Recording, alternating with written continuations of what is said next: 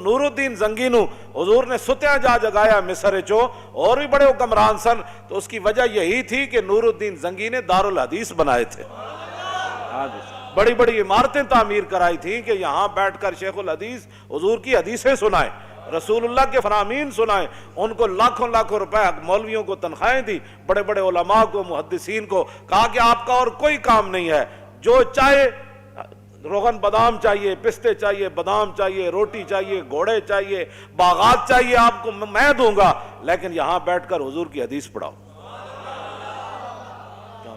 تم نے اہل قرآن کی کیا عزت کی ہے؟ حضور نے تو قرآن ہی کو علم قرار دیا۔ ہاں، حضرت زیاد بن لبید کہتے ہیں نا، حضور نے فرمایا یہ وہ وقت ہے کہ جب علم چلا جائے گا، تو کہتے ہیں میں نے عرض کی حضور کیف یذهب العلم نحن نقرأ القرآن ونقرئ ابناءنا ويقرئ ابناؤنا ابناءهم الى يوم القیامہ، حضور قرآن علم کیسے چلا جائے گا؟ پھر آپ کی امت پر زوال آ جائے گا، ہم آپ سے قرآن پڑھتے ہیں، ہم اپنے بچوں کو پڑھائیں گے، ہمارے بچے اپنے بچوں کو پڑھائیں گے، ان کے بچے پھر اپنے بچوں کو پڑھائیں گے، الى یوم القیامہ، قیامت تک یہ سلسلہ چلے گا، تو علم کیسے چلا جائے گا؟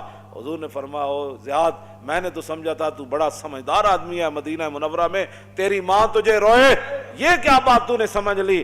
اولیس ھذ الیہود والنصارى یقرؤون التوراۃ والانجیل ولا یعملون بشیء فیہما، فرمایا یہ تمہارے سامنے یہود و نصارہ موجود ہیں، تورات بھی پڑھتے ہیں، انجیل بھی پڑھتے ہیں، لیکن جو اس میں لکھا ہے اس پر عمل نہیں کرتے، تو فرمایا میری امت قرآن ضرور پڑھے گی لیکن عمل نہیں کرے گی تو علم چلا جائے گا۔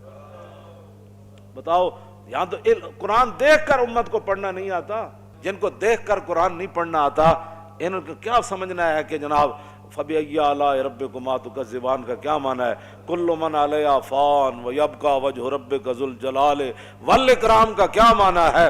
وَلِمَنْ خَافَ مَقَامَ رَبِّهِ جَنَّتَانِ فَبِأَيِّ آلَاءِ رَبِّكُمَا تُكَذِّبَانِ ذَوَاتَا أَفْنَانٍ وَمِن دُونِهِمَا جَنَّتَانِ، ان چیزوں کا ان کو کیا پتہ ہے؟ اذا وقعت الواقعۃ ليس لوقعتها كاذبہ خافضۃ رافعۃ اذا رجت الارض رجا وبست الجبال بسا فكانت هباء منبثا وكنتم ازواجا ثلاثا سبح لله ما في السماوات وما في الارض وهو العزيز الحكيم يا ايها الذين امنوا لم تقولون ما لا تفعلون كبر مقتا عند الله ان تقولوا ما لا تفعلون تبارك الذي بيده الملك وهو على، ان کو کیا پتہ ہے میں کیا پڑھ رہا ہوں؟ ہاں جی، جب آپ نے خود ہی قرآن کے ساتھ ایسے کیا، بال کندھا بیان میں نقطہ توحید تو آ سکتا ہے، تیرے دماغ میں بت خانہ ہو تو کیا کہیے؟ جہاں میں بندہ حر کے مشاہدات ہیں کیا، تیری نگاہ غلامانہ ہو تو کیا کہیے؟ اقبال کہندا تینوں پتہ ہی نہیں محمد عربی دے غلاماں دا جناب، ہاں جی، انہاں دی ویکھن دا انداز کیویں تے انہاں دے چلن دا انداز کیویں، انہاں دے رہن دا انداز کیویں، انہاں دے کافراں نال گل کرن دا انداز کیویں، انہاں دا کھان دا انداز کیویں۔ کیوں جی؟ حذیفہ بن یمان اور رومیاں دے دسترخوان تے بیٹھے، ہزاراں نعمتاں پئیاں، روٹی کھاندیاں لقمہ نیچے گر گیا تے آپ جدوں چکن لگے تے نال والےاں نے کیا حضور اے کل نہ کرو، کہ ایک ہی کہن گے کہ نہ روٹی کدی نہیں ویکھی، یہ تھلو لقمے چاہ کے کھاندے، اسی دینا واسطے ہر قسم دے کھانے تیار کیتے، تے آپ نے فرمایا آترو کو سنت رسول اللہ لحاظ الہما کا، فرمایا آپ چلیا میں انہاں واسطے اپنے نبی دی سنت چھڑ دیوا۔ جہاں میں بندہ حر کے مشاہدات ہیں کیا، کیوں جی؟ تیری نگاہ غلامانہ ہو تو کیا کہیے؟ فرمایا تیری نگاہ ہی غلامہ والی، تو کدوں کہ ویکھیا کہ محمود غزنوی کنج آیا تے نور الدین زنگی دارالحدیث کنج بنائے، تو سدا بڑے بڑے مدارس تے جناب اجاڑنا چاہتے ہو، بڑے بڑے مدارس سے تسی اپنے گند داخل کیتے، ہمارا نصاب بھی پڑھاؤ۔ اقبال نے کیا لڑکیاں پڑھ رہی ہیں انگریزی، قوم نے ڈھونڈ لی فلاح کی راہ، یہ ڈرامہ دکھائے گا کیا سین، پردہ اٹھنے کی منتظر ہے نگاہ۔ اقبال کہتا ہے تے وقت آ کے دسے گا نا کڑیاں سے انگریزی پڑھ کے نہ کی بڑھیا، کیوں جی؟ کو خوب سمجھتا ہوں کہ یہ زہر ہے وہ کند، کیا فائدہ کچھ اور بھی کہہ کے بنوں معتوب، پہلے بھی خفا مجھ سے تہذیب کے فرزند، کیا چیز ہے آرائش و قیمت میں زیادہ، آزادی یہ نسواں یا زمرد کا گلو بند۔ کہنا میں کہنا میرا پہلے بھی بڑے ناراض ہیں تہذیب دے فرزند، کہنے لگا میں انہاں دا ہور ہے نا میرے خلاف بک بک، یہ میرے خلاف لوگ نہیں کرتے بک بک، اقبال کہنا میرے خلاف بھی بک بک کر دیں، کیا فائدہ کچھ کہا کہ اور بھی بنوں معتوب، پہلے بھی خفا مجھ سے تہذیب کے فرزند۔ کہتا ہے تہذیب دے بندے پہلے بھی، لیکن یہ خوب سمجھتا ہوں کہ یہ زہر ہے وہ کند۔ ہاں کہتا ہے کڑیاں دے دوپٹے لا دینے تے جناب مٹک مٹک اقبال کہندا بہل ہے دختر این دل بریہا مسلمانہ نزیبت کافریہ. اقبال کہندا جدو مسلمانہ دی دھی دوپٹے لا کے مٹک مٹک کے کالجاں یونیورسٹیاں جاندی تے اقبال کہندا اوے مسلمانہ دی دھی تینوں یہ زیب ہی نہیں دیندی، اے کافراں دی اداواں تو کیویں اپنا لئیاں؟ مسلمانہ دیا دیاں جن کا آنچل نہ دیکھا ماہو میر نے اس ردائے نزاہت پہ لاکھوں سلام. اقبال کہندا جی میں خوب سمجھتا ہوں کیا چیز ہے آرائش و قیمت میں زیادہ، آزادی نسواں یا زمرد کا گلو بند. کہنا ہے میں اس بات کو خوب سمجھتا ہوں کہ کڑیاں دوپٹہ لا دے من ایک قیمتی ہے یا وڈی چادر کر کے ٹرن ایک قیمتی ہے.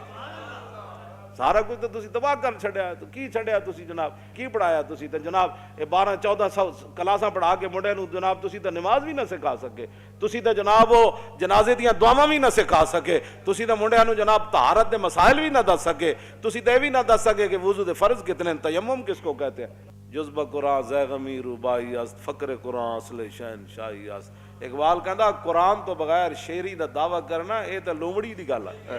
کہندا قرآن تو بغیر بندہ شیر نہیں بن. جذبہ قرآن زیغمی روبائی است. اقبال کہندا قرآن تو بغیر بندہ کہے میں شیر ہاں، وہ شیر نہیں، وہ تو لومڑی ہے. ہاں جی، فقر قرآن اصل شہنشاہی است. اقبال کہندا قرآن تے پڑھن والا تے قرآن تے عمل کرن والا تے وڈا شیر ہوندا، ہاں او شہنشاہ ہوندا. کیوں جی وہ تو شہنشاہ ہوندا، وہ تو تہ بند بن کے تے جناب میدان او دے چلے جاندے. ایک نے بھی نہیں کیا حضور کپڑے تے دیو، انہاں نوں تے کفن بھی نہ ملے جڑے قرآن پڑھے ہوئے سن شیر تے جا کے میدان او دے شہید ہو گئے جناب. انہاں کول تے کپڑے بھی پورے کوئی نہیں سن، تو انہاں تے پیٹ تے پتھر بن کے تے میدان خندق کے چلے گئے. اج جناب گھر سامان نہیں سی لایا، فقر قرآن اصل شہنشاہی است. اقبال کہندا قرآن جڑا پڑھن والا ہی اصل شہنشاہ ہے. اقبال کہا جے تے صحابہ جے سامان اتارے بھی نہیں سی اپنے گھوڑیاں تو تے خچرہ تو تے اٹھاؤ تو تے پھر جبریل آ گیا، انہیں کہا جی چلیے بنو قریظہ دی طرف، فقر قرآن اصل شہنشاہی است. اقبال کہندا اے تے شہنشاہ سن. ایک صحابی نے بھی نہیں کیا حضور روٹی بھی رج کے نہیں کھادی، انہیں کہا جی چلیے بس اتنی گل ہے جناب. قبر وچ اتنی جگہ ہے، اسن دے کے رون لے اور دس تینوں دتا کس دلاسا ہو. اسن دے کے رون لے اور دس تینوں دتا کس دلاسا ہو. بندے عمر بندے دی ایویں گزری جی میں پانی وچ پتاسا ہو. تے سوڑی سامی سٹ گتے سن تے پت نہ سگ سے پاسا ہو. تے صاحب تے تو لیکھا منگسی باہو رتی گھٹ نماشا ہو. ہاں جی، اس واسطے اتنی ساری لبنی جا وہ بھی قسمت والے نو لبنی، وہ بھی قسمت والے نے رکھنا ہے انہوں تھلے، ورنہ گور کون تے دھڑال کر کے سٹ دین. پھر قبر جنہ دی جیوے ہو اور قبر پھر انہاں دی جینی جنہ حضور نال وفا کی تھی. ہاں پھر رسول اللہ نال جنہ وفا کی تھی تے اسی تو انہوں او راہ لا رہے ہیں. نور الدین زنگی کی بنایا جی دارالحدیث. دوسرا انہاں مدرسے کھولے، بند نہیں کیتے، مدرسے کھولے تے دینی کتاباں چھاپ کے تے مفت تقسیم کیتیاں. چھاپ تے مراد لکھوا مطلب تسی کہو جی اس ویلے چھاپے خانے کتے ہوندے سن، اس ویلے بڑے بڑے شعر بیٹھ کے سونا سونا خط لکھتے سن. تیسری بات نور الدین زنگی نو ستیاں رسول اللہ نے جا کے جگایا، فرمایا اٹھائے میری ناموس کے لیے. کیوں جی ایویں کوئی نہیں کوئی کام کسے دا کردا، کوئی تعلق ہوئے تو کرنا. ہاں کوئی تعلق ہوئے تو کرنا، ایویں نہیں کردا جی فلانا نہیں کردا میں آکھا نہیں کردا تو روے اپنی قسمت نو. کیوں جی شکر کرن لبیک والے جڑے دیہڑی راتی لبیک دا نعرہ لاندے او نہ ہو میرا ذکر حضور میں ہوا ورنہ خوشی میری طرف دیکھ کے مسکرائی کیوں. تسی کتنے خوش نصیب ہو ہر ویلے تجدید عہد کر دیو. کیوں جی تجدید وفا کر دیو. تیسری بات جو نور الدین زنگی کے اندر تھی وہ سرکاری خزانے سے تنخواہ نہیں لیتے تھے. ساڑھے بزرگاں نے لکھا ہے نا تنہ وجہ تو نور الدین زنگی نو حضور نے ستیاں جا جگایا. آپ نے فرمایا کہ آ مدینہ منورہ میں میری عزت کا کام ہے. پھر نور الدین زنگی پھر این اپنا دامن کر کے نا کمیز این چک کے تے پورے مدینہ پاک دی گلیاں این پھریا سی، اپنی فوج نال روندا سی حضور تسی مینوں اس کام واسطے تسی مینوں منتخب کیتا. حضور میں تے اس کوئی نہیں سی قابل، حضور تسی مینوں آ جگایا، حضور تسی میرے اس کام واسطے منتخب کیتا.